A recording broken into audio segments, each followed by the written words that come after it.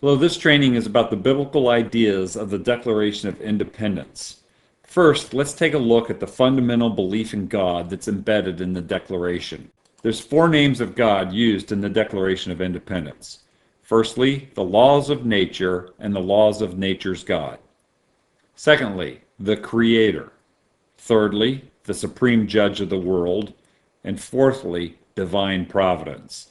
In that time period, all four of those statements would have been known names of God. The second main idea is our rights come from God.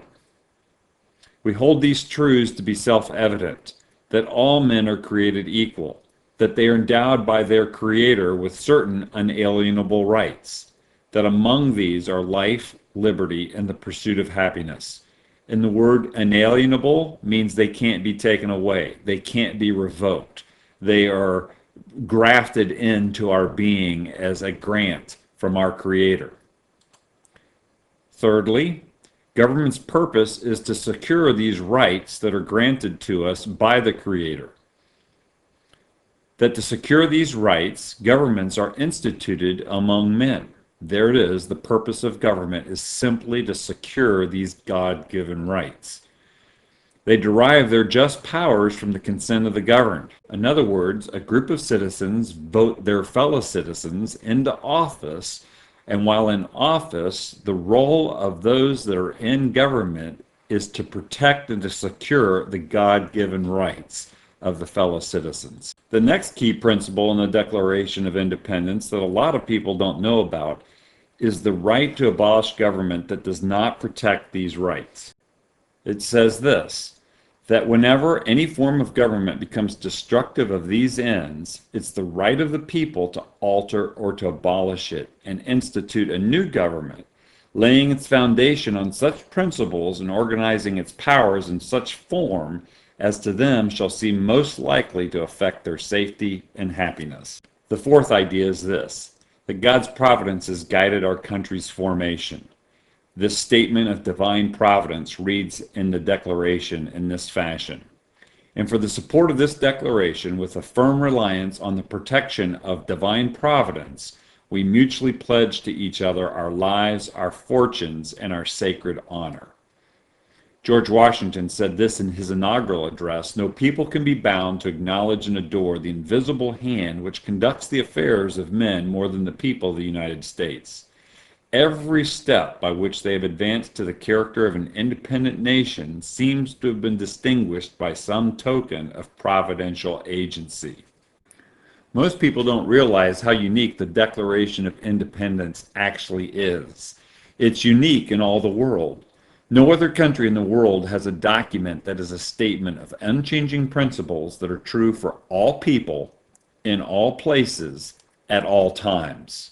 This is why the Declaration of Independence has been held up around the world whenever tyranny is resisted. It's a charter of liberties that is used around the world. It's the greatest gift of the United States to the world. There's a reason it is read and studied and held up in countries where individuals are seeking freedom.